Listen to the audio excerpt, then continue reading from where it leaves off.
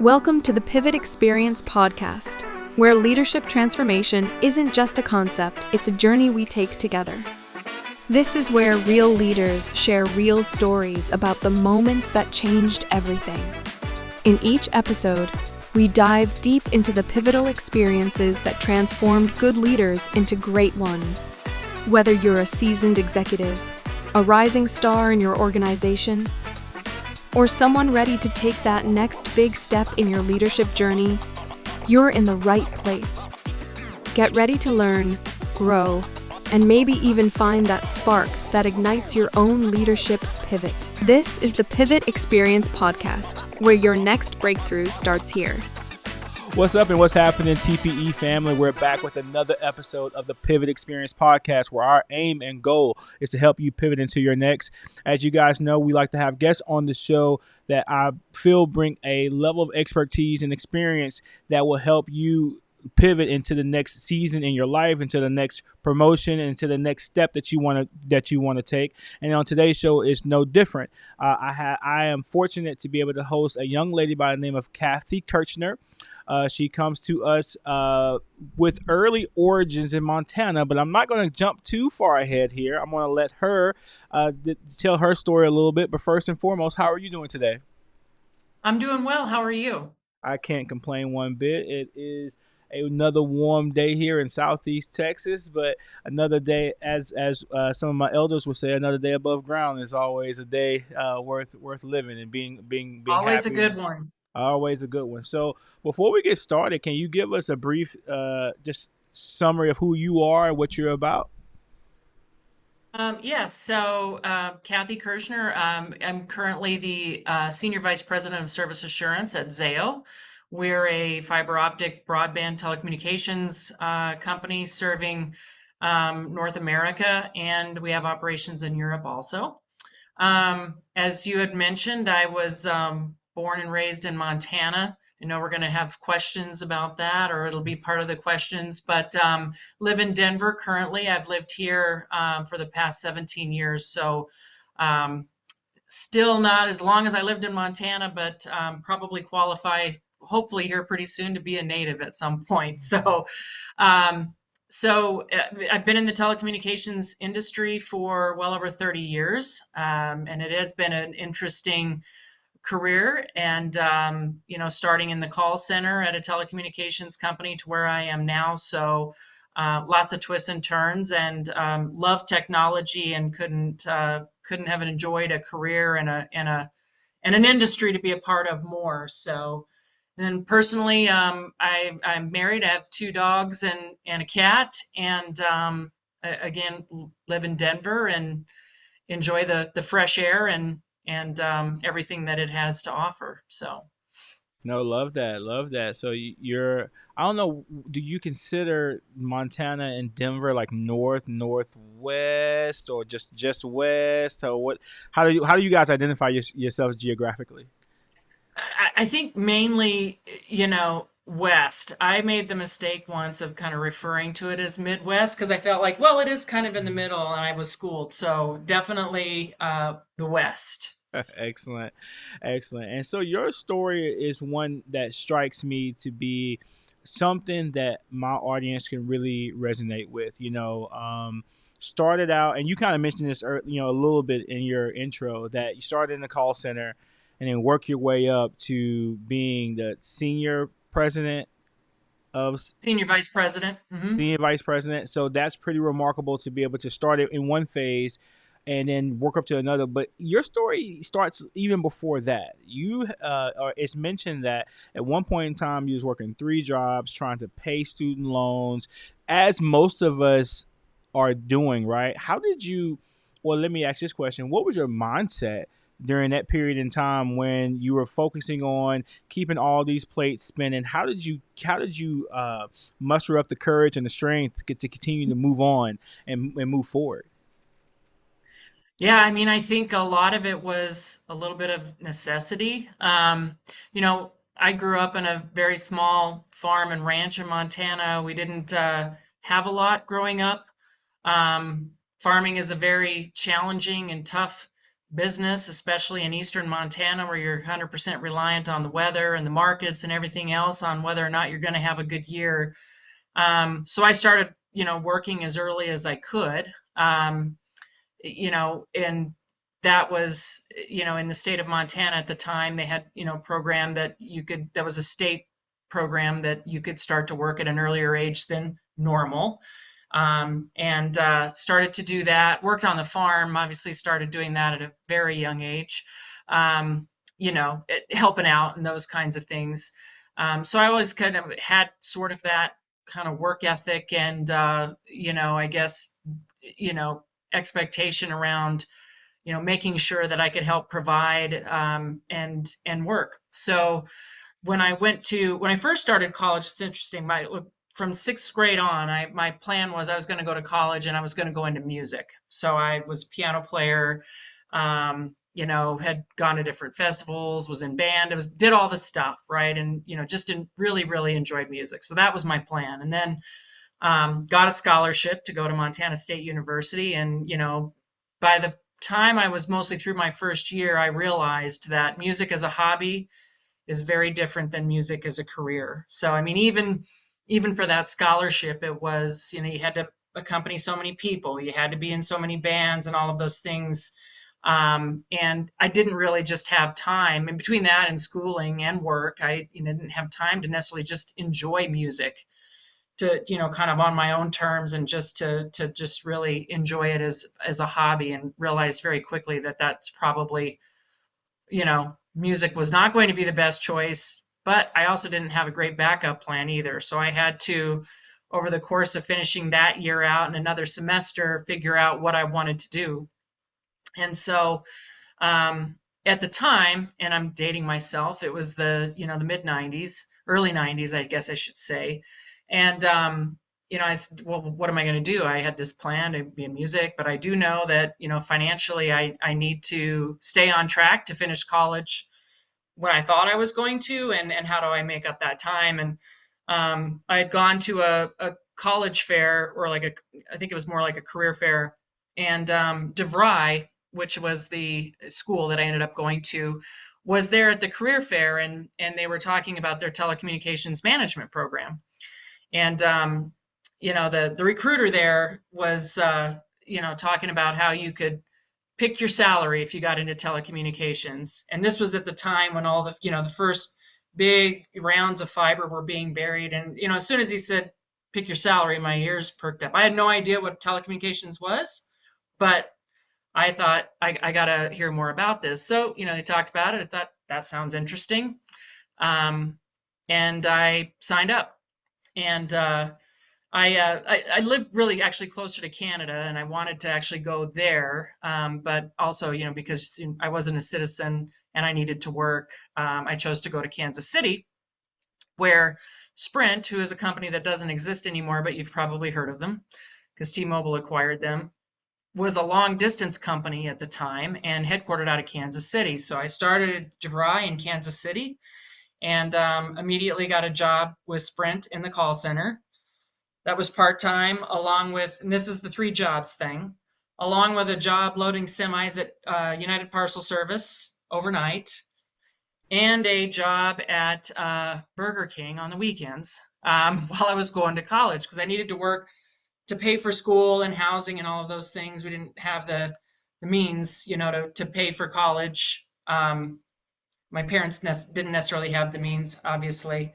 So it was just kind of, it was goal oriented. I had a plan and I had a schedule, and, was able to complete that. And then by the time I, got done with college, I had moved upwards within Sprint. And my first job was working in their network operations center overnight, doing maintenance on the network, remote maintenance. So it was an interesting path, but certainly not what I had laid out or had planned, as I was going through high school and preparing myself to go out into the workforce and a career. So you've said a lot of interesting things, and thank you so much for kind of taking us on the journey of what has kind of made Kathy who she is. First and foremost, I got to call out the farming background. I mean, of course, you're going to be able to work 3 jobs and load semis overnight. You grew up on a foundation of work, of hard work and work ethic, and so I think you can't discount that. You know, a lot of times, probably in the moment or during the time in which you was actually doing it, might be going, "Why are we doing all this? Why do we have to do do all this work?" But like you probably appreciate it as you got older and you got on your own. That hey, my parents put me in an environment, unbeknownst to them, right? They were just trying to make a living, but put you in an environment to where you'll have a skill set that's going to be with you for the rest of your life. Number two, I have to say you're probably talking a foreign language when you talk about Sprint being a long distance company. There's a lot of people who in Right. the younger demographics have no clue what free nights and weekends means. How many Right. long distance they'll never have to go and log in to see how many long distance minutes they have left.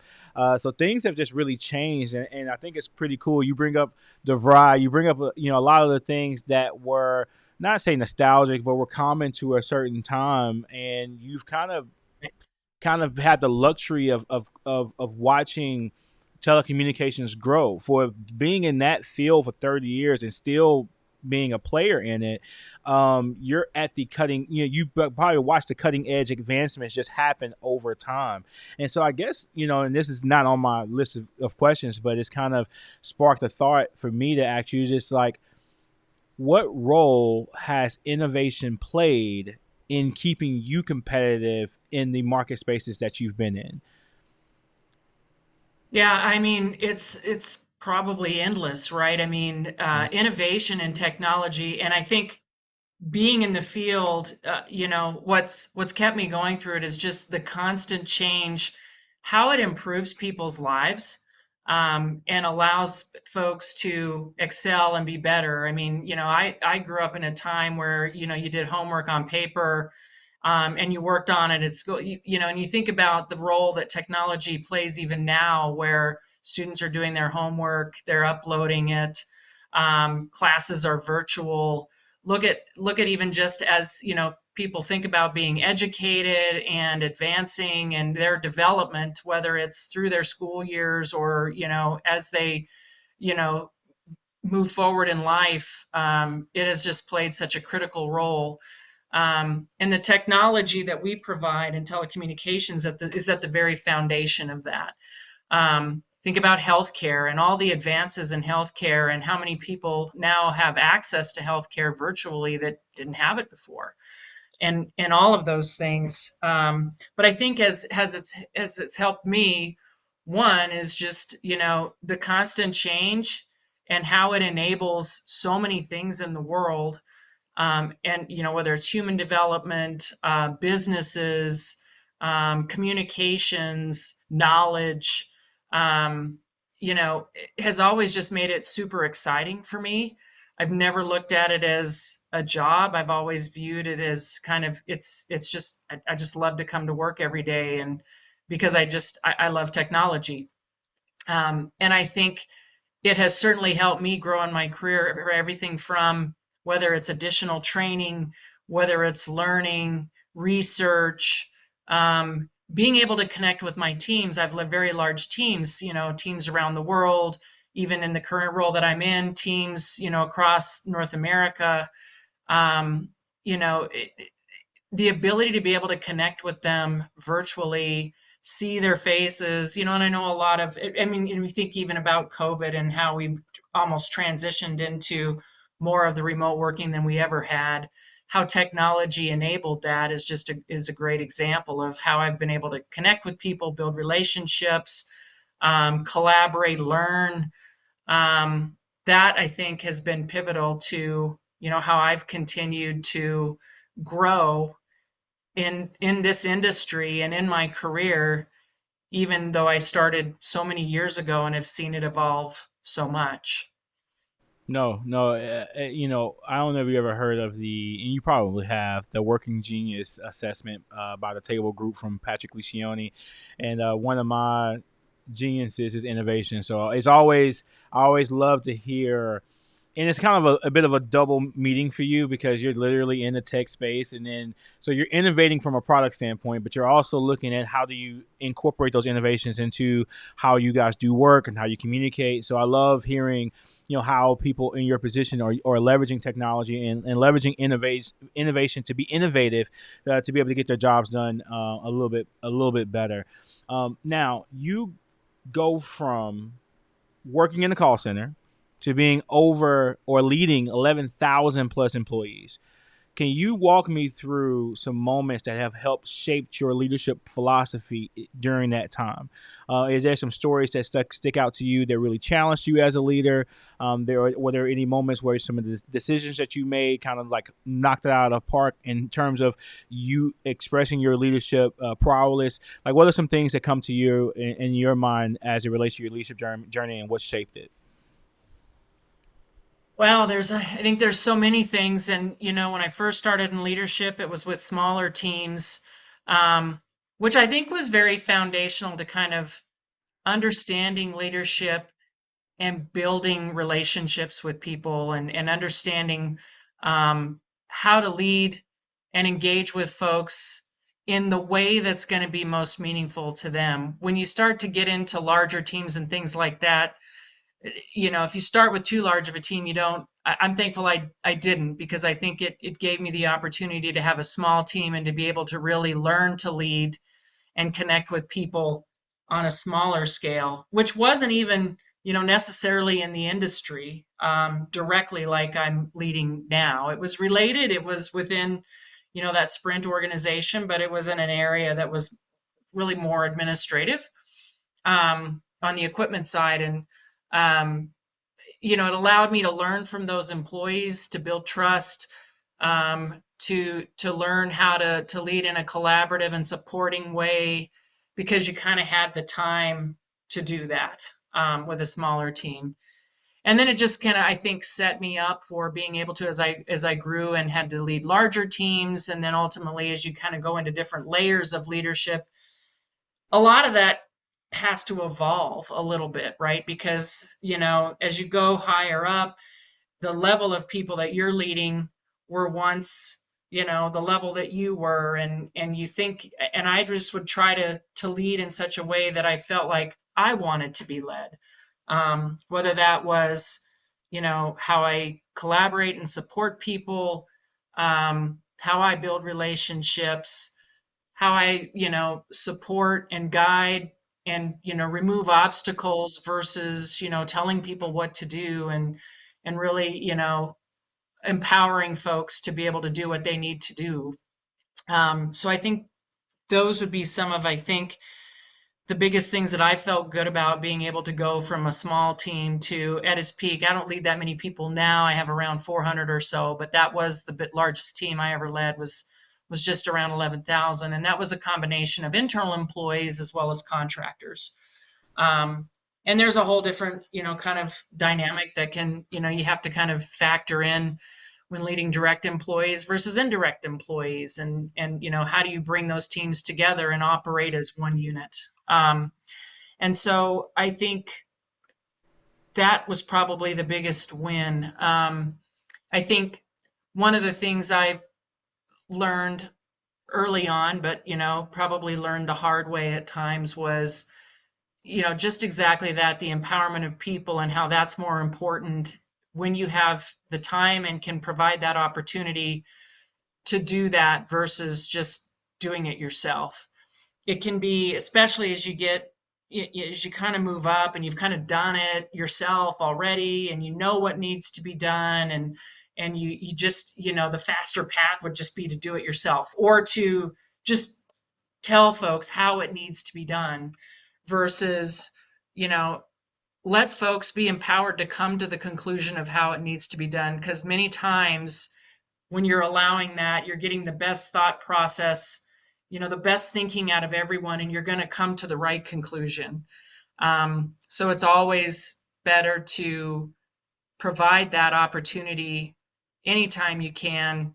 It's not always possible, right? But by all means, I've found that that's led to the most success. But I can't say that that that I didn't learn the hard way about that. But I also, it was a great learning opportunity, and I pivoted quickly and learned from it, and have led that way ever since. And as one of the things that when I talk to folks that they say they like about my leadership style is I'm not breathing down their neck. They feel empowered to do what they need to do, and as a result, we're very effective. We get a lot done. Well, no, I think that's probably a struggle for most leaders who have sat in a particular seat for a while, is to be able to Mhm. release that. I know sometimes for me, that is the one of the harder things for me to do, because you said it very well. Like you just know it's quicker. You just get it done. You don't have to worry about the training them, or the expectation. You know what you're looking for. Is the easy answer normally is just to try to do it yourself, but that's the answer that gives you the most short-sighted results. I think I couldn't agree with you more. When an employee is given the opportunity, or a team member is given the opportunity to fail, and then to figure out what they did in the failure, and then to figure out how to troubleshoot to get to the solution. Like, the lesson, it sticks a whole lot more. It's more ingrained Right. into what they do, because they were given the ability to be able to reach out on their own and figure out how to do it. And I love, and I gotta highlight this too, because there's two main things that I think bubble to the top when you answer that question. One is to empower your team, and two is to embrace the small beginnings, particularly if you're a leader that's first starting out. Like, I think a lot of people look at that 11,000 number and go, wow, I can't, I might not be able to lead myself, or let alone a team of one or two. But the thing is, you didn't get to 11,000 without leading yourself, without leading one or two, or Mhm. without leading teams of 10 or 20. And so it's just one of those things where it's like, hey, you focus on leading yourself, and then you do that well. Focus on leading a small group of people, and then you can continue to work up. Now, I don't know if any of us are going to get to the mountaintop where we're leading 11,000. I don't know if I want to do that, but Yeah. but if opportunity comes calling, and that challenge knocks on my door, hopefully you've been able to stack up the wins, or stack up the experience rather, to be able to go after that. So no, I love that. Now, you have been leading teams in this post-COVID era. Even though, I'll just kind of say this here at this point, like, I know COVID presented a lot of different things that were not positive, and not to be insensitive to that, but I think COVID did also has brought a lot of different things to the forefront that especially, I think, somebody in your world is to your advantage. What are some practices that you have leaned on or implemented to extract success in this moment, that we're experiencing in this post-COVID economy that we're living in? Well, I think certainly, prior to COVID, we did some remote work, but we didn't do a lot. And what we always found to be the most challenging was engagement of remote teams, folks that, didn't have a lot of visibility to leadership, or didn't necessarily have a lot of face to face exposure to other people on the team. And so when COVID happened and it kind of forced everyone to be remote, it forced new technology, tools and things like that to be able to better collaborate virtually. And I think we took away from that. We got better at, or I feel like, I learned a lot about how to be better at remotely engaging people, because, when you kind of get used to a face to face environment and people in face to face meetings and, that kind of thing, y- you know, it's comfortable, and it's hard to see how to be better about engaging the remote folks. And it was one of those things that you would hear, because that team of 11,000, we had folks spread out across the country in different contact centers, and then we had outsourced partners that were sitting in different parts of the world, and all of that. And it's like, it was hard, because it was just not natural. The natural in most of the meetings were face to face. So I think what I benefited most from that COVID working environment was really learning and thinking about how to engage remote employees and connect a team that's virtual and working, you know, not all together in one physical place. It forced the issue. It forced us to think differently. And I know it forced me to think differently. And it was just something that all of a sudden it was like, it's not something that's just, it would be great if we could be more engaging with our employees. Everybody's remote now. We have to figure out how to do this better. And I've taken, as well as I think, a lot of folks that I know have taken some of those best practices and things that we've learned on how to collaborate virtually, and still continue to apply them to this day. Even though we physically come into the office, I've still got remote teams. I would say it was probably, I was, wasn't in the worst shape when COVID came, because I had virtual teams already and we were already doing some of that, video conferencing and things like that. But we certainly didn't have the technology and all of the things that you can do via the technology, like whiteboarding and all of the different, sharing of presentations to the extent and things like that that we can. We still employ many of those practices now, because the bulk of the team is virtual. And aside from time zone challenges, sometimes we have regular connection points where we virtually all connect.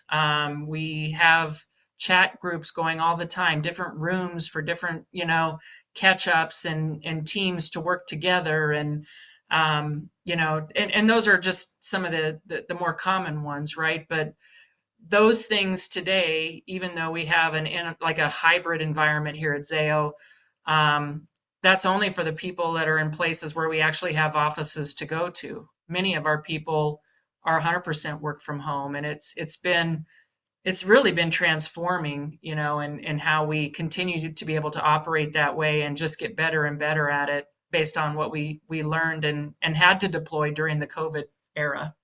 Yeah, yeah, no, I love how the COVID era has made Zoom like acceptable. It really has. Like Yeah. it used to be, it was kind of like it almost came across like lazy or something like that if you wanted to do a Zoom. Now Zoom is like, oh, it's efficient, and it immediately pulls us Yeah. together. It has all these different cool qualities about it. So no, I love that, and I love how you are still using that, even in an environment that you don't necessarily have to. It's still making an impact in your organization. You said that diverse experience beats narrow specialization. Why do you believe that is critical now? I'm sorry, what was the question? I missed part of it. It cut out. Oh, I'm sorry about that. You said that diverse experience beats narrow specialization. Hmm. And so why is that important now? Like, why do you believe that is critical in 2025 and beyond? Well, I would say um, I've taken a number of changes and shifts in my career. Well, my degree was in telecommunications, which is a technical, more leans on the technical side. Um, I think that the diversity and the different types of roles and directions that I've taken has made me more well-rounded and strengthened me in areas that if I would have stayed very focused and narrow on what I was doing, I wouldn't probably be where I am today. Um, and I'll use that example as an example. I mean, when I was a call center agent, I had zero idea that I would be running call centers at some point in my lifetime.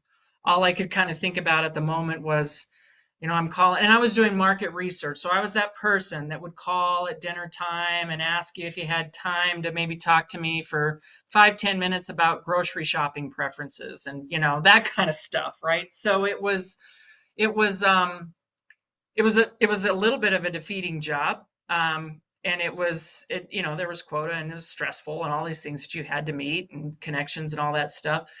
Um, but what I learned from that experience was how to be comfortable talking to people over the phone and, influencing folks to be able to be willing to talk to you and to come across and deliver in a tone that was friendly and inviting and, those kinds of things, which I've used throughout my career. It also taught me how to deal with tough situations. Maybe the toughest situation at that point was just rejection, being hung up on, um, those kinds of things. But it really taught me that it's not personal. It's just this person is busy. It's part of the job, and to be able to persevere through that. Um, and then certainly the technical piece and operations and engineering is what I love, but the experience I had leading customer service probably was the most impactful, honestly, because being able to relate to customers, serve customers, support them, it also strengthens your ability to lead as well, because it builds your character and how you want to be perceived as an advocate and someone who's supportive. There's so many corollaries there. um, my last stint at the place I spent most of my career, I went into sales. I'd never done sales before. I was asked if I wanted to, go into sales and help them, determine how to sell a certain product that I had helped launch. And I said, yeah, sure, I'll go do it. Fascinating and completely different. And so, because of that experience, in the role that I'm in now, as an example, I have to work across all teams, technical teams, customer service. I have to work very closely with sales, and I'm engaged and pulled in by sales a whole bunch, because from a service assurance perspective, if there are issues with that, customers are going to complain potentially to their sales folks. And and I understand. It gives me the viewpoint that I can look at different perspectives because I've lived in all of those worlds. So if I'm sitting in a meeting where we're hashing through an issue and we've got a sales point of view that might be very different than an engineering point of view or an operations point of view, I can see it from all sides, and I can bring and join into the perspective of all of them to come to the best conclusion and to find a compromise if we're trying to make a decision around how we want to go forward with a sales decision and operationally supporting it and designing it and those kinds of things, right? So I hope that answers the question, but that's kind of how I look at it. No, I think that answers the question beautifully, and I think number one, being accepting and open to not only you as an individual having the diverse experiences, but connecting with other people that have the diversity in experience. I think just helps you just navigate things. It just makes things easier. And I love toward the end, the last thing you said, like you having the sales background, you also having the troubleshooting background, you also knowing what it feels like to load up semis overnight, you also knowing what it looks like to work in the QSR environment part time, like all these different things. When you're sitting at the table, you can navigate between these different lenses and these different perspectives, and being able to speak into it. And I think the one of the most important things that may be missing from some of our organization is like empathy, or being highly emotionally intelligent. And I think having those different experiences adds value to your ability to express empathy, or to express your emotional intelligence, because you can really speak from a level of experience to where it will disarm the salesperson to say, hey, you don't know what it's like out there to sell. Well, actually I do.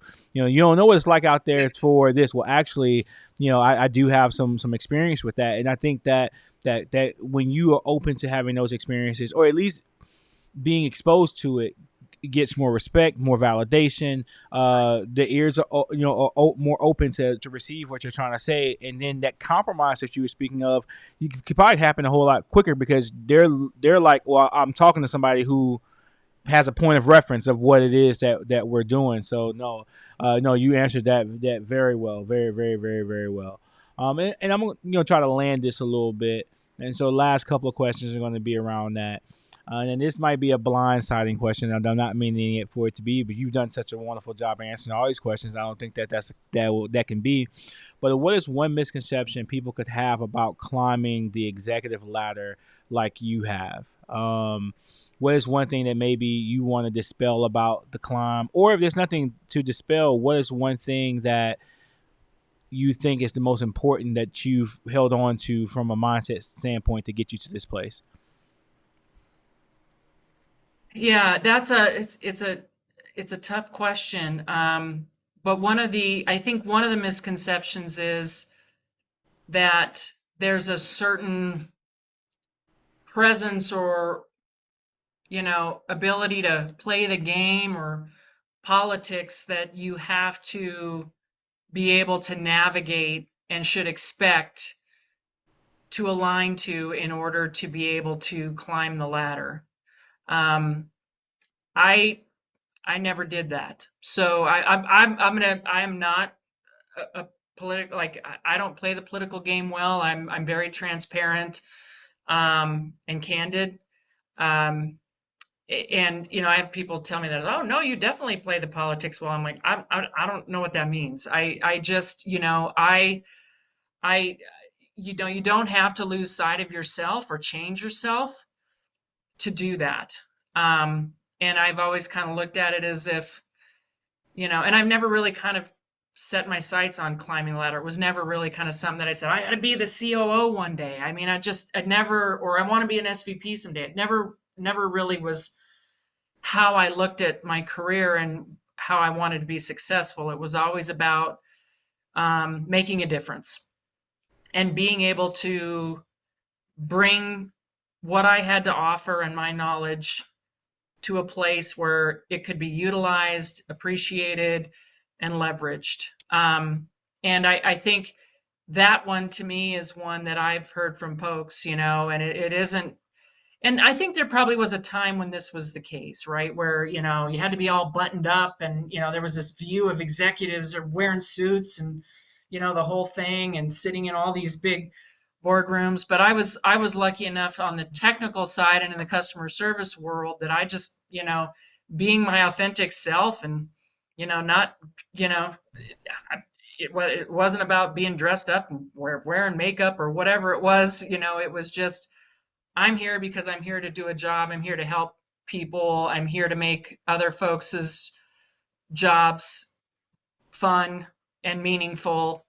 And I'm not going to, play political games or have an agenda that, you know, wouldn't necessarily be what's best for the team and for the customers and the business. And so I've always kind of just been that way, and it's served me well. And I never have felt like I've had to play politics or, you know, have side agendas to get ahead or roll over other people to get ahead. It's just that is a bit of a misconception. I'm not saying that isn't maybe the case in some situations, but it's all kind of up to you as a person on how you approach that, if it is the case, and how you navigate it.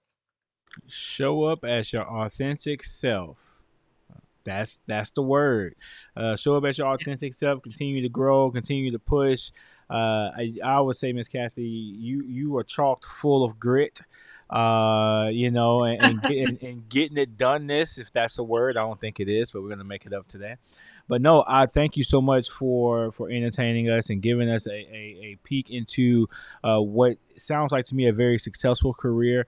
For those of you who are out there listening, hopefully you was taking notes. There's plenty of gems, jewels, and diamonds in this conversation from Miss Kathy. And I'm going to give you the opportunity to be able to talk, just how do we get in contact with you if you want to extend the conversation or how to keep up with you. We'll do that, but we'll do that after we go through tug of war.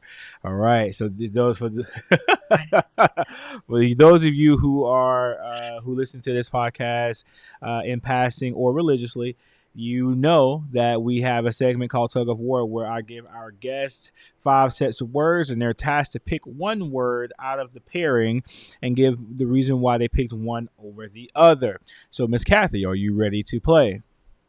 Let's go. All right. First set of words: confidence or humility? Humility. Okay. And why you pick humility? Because I think it grounds you, and allows you to be your authentic self. And sometimes it's harder to have humility than confidence. Excellent. Vision or execution? That's really tough, but I'm going to say execution. And the reason I'm going to say that is um, vision has always been, one of those things where you can have the vision, you can talk about what needs to be done. We talk about these things all the time, like automation or something like that, or, but it's far harder, and much more meaningful to execute on that vision. Otherwise, it's just a vision that doesn't happen. Got it. Courage or wisdom? Courage. Because without courage, you may not experience the best things in life that give you the wisdom that carry you forward in your career or in your life in general. Great answer. Urgency or patience?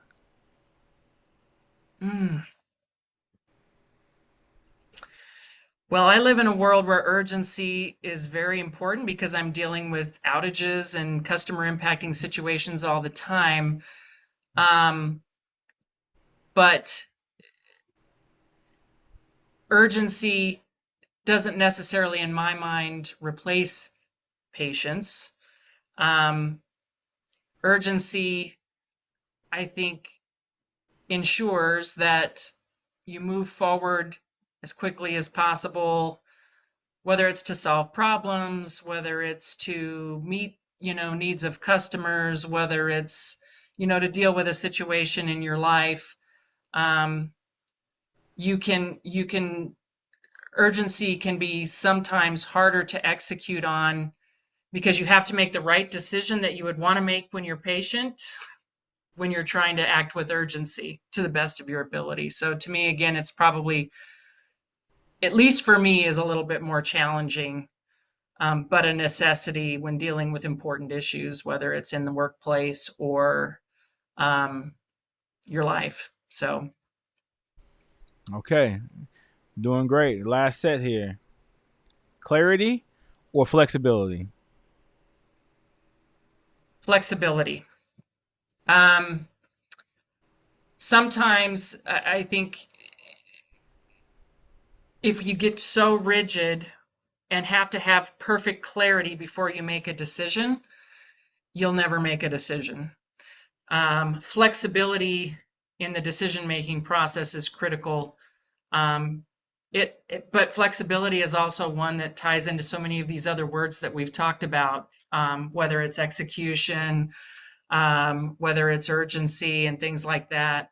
Being flexible allows you to find alternatives and other ways, and different things can come of that. And you can find some of the best solutions sometimes when you're more flexible and open to solving things or doing things in a different way.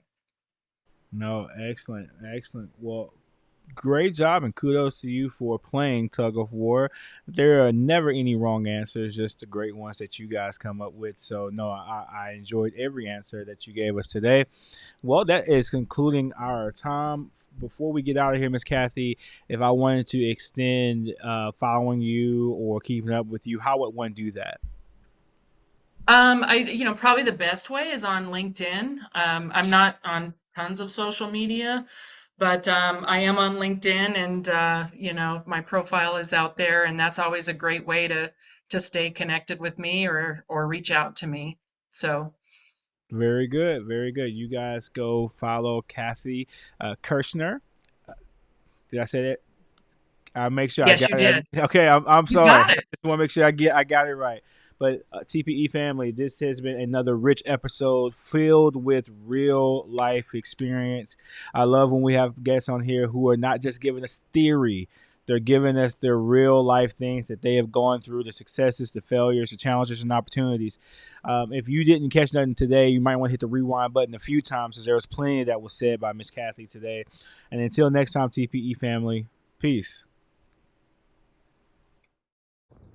Hey guys, what's up? It's your friend, Pastor John R. Adolph from the Antioch Church in Beaumont, Texas. And I just want to slip this in right quick so you'll never forget. It's all about progress over perfection here at TPE.